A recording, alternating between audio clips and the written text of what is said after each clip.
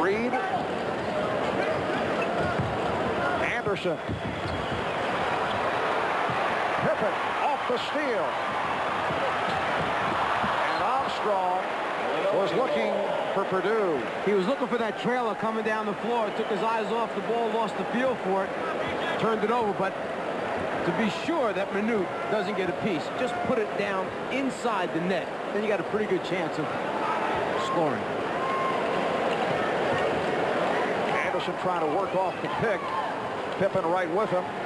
Ball to the hook again. Minute Ball with 10 points. He's hit 2 hook shots. Or as Jim Lynam was telling us, he refers to him as a flip shot, but that upsets Minute. And now he says, well, yes, it is a hook. But seriously, yesterday, Jim Lynam did tell us that the team has more confidence now in throwing Minute the basketball. They feel that he can give him a score, and they feel it at the same time he's a pretty good passer. Let's check out the form on this hook shot by Minute. Jump hook, half turn. Very elegantly described. Robert Reed called for the foul to put Stacey King at the line. Robert Reed began this season playing in Italy, and then it was Tulsa in the CBA. He signed with the 76ers 2 weeks ago, appeared in the final 3 games of the regular season. So even at his stage, 13 years in the NBA, he was willing to give it a shot. Played in Europe, then the CBA, and has made it back to the NBA. The Sixers have had so much respect now for the defense by the Chicago Bulls as Reed misses the jumper that they have gone to a motion passing game here in the 4th quarter. It's a 4-on-2. Hodges for 3. Yes.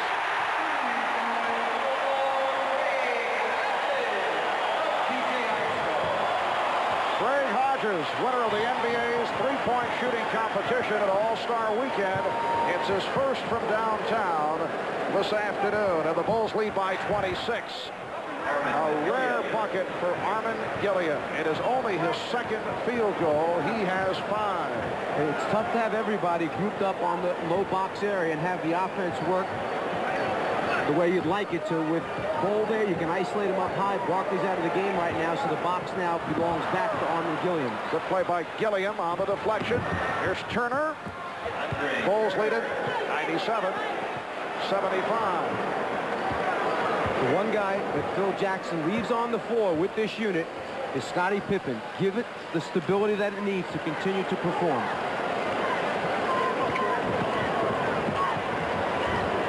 Armstrong matched with Turner. Oh, got away with a palm. And that is rejected by Bol. And here's Gilliam. Turner on the recovery is fouled by Armstrong. The Bulls take a timeout with 6:20 left in the 4th.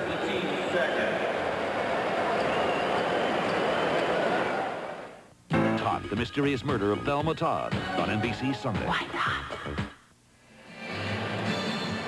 Manute Bol with 10 points. That is a season high. He played in all 82 games this season and had not scored in double figures until today, featuring 2 jump hooks. Coming up next, following the Sixers and the Bulls, it'll be Game 5, Seattle and Portland. The winner goes on to face Utah in round 2. Shawn Kemp and the red-hot Eddie Johnson and the Seattle Supersonics against Clyde the Glide and friends and the Portland Trailblazers. I'm sure that trade will be questioned for a long time. The Xavier McDaniel, Eddie Johnson trade. Phoenix being knocked out, Seattle still having a chance to move on here. Very interesting. You can get into a lot of debates about that one. Well, Charles Barkley had the hot hand. He was a one-man operation, and he is sitting it out right now. Charles, despite the knee injury, hitting 10 of 13 for his 34 points. Looks like Charles also may have a headache. Yeah, he's got a 20-point headache right now. Yes, the Bulls 97 and the 76ers 77 as we come up on 6 minutes remaining in the fourth quarter. Phil Jackson staying with Armstrong and Hodges at the guards. Pippen, Perdue, and King up front. Shot clock at 2. Perdue gets it off.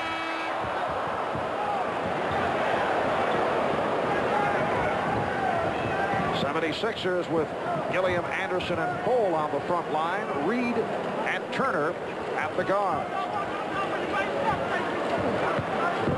Armin Gilliam. And Perdue able to hustle it down. They wonder why is Gilliam still on the floor. I would think from Jim Lynam's point of view, as Hodges tries the three-pointers, just trying to get Gilliam back into it. He had a very poor game, and I think he's looking ahead as Turner beats his man and draws the foul. I think Jim is looking at game number 2 because he'd like to see Armin put up some better stats to end this one. Well, with the group he has on the floor right now, there's only one guy that they can go to down low for scores, and that's Gilliam. So it's a good move here to try and build his confidence back up. Let's see if we can get him going here down the stretch. Maybe it'll carry over in game 2. Gilliam is 2 for 10 from the field. Andre Turner and hit his first 4 at the free throw line.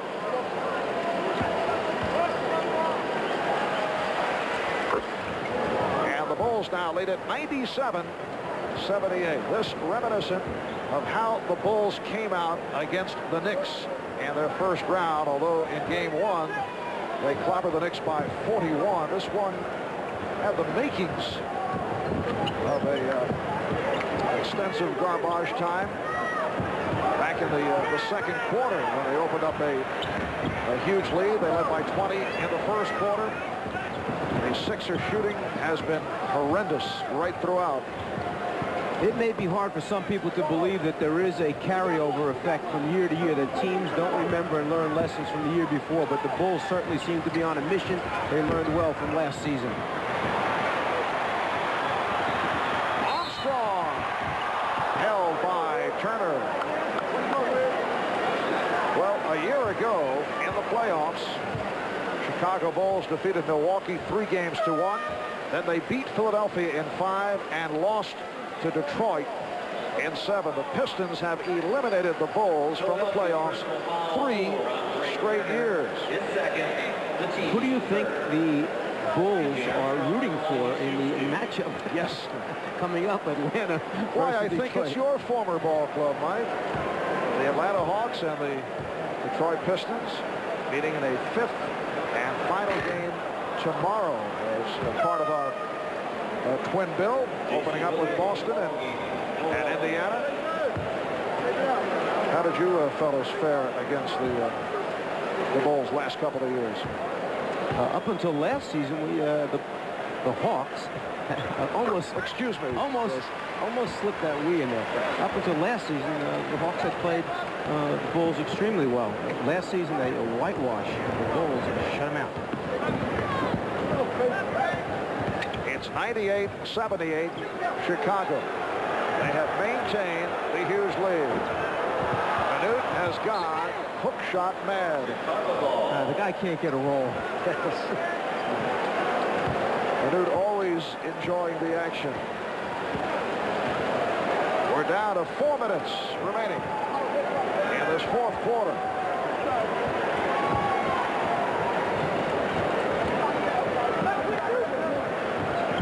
Crowd hanging in. Very few have departed.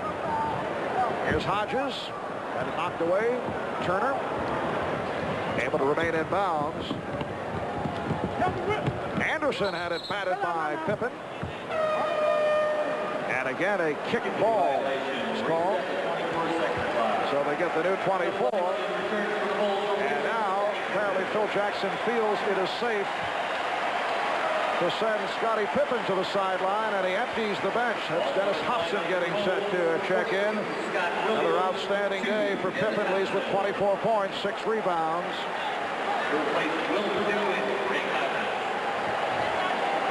Dennis Hobson along with Scott Williams checking in.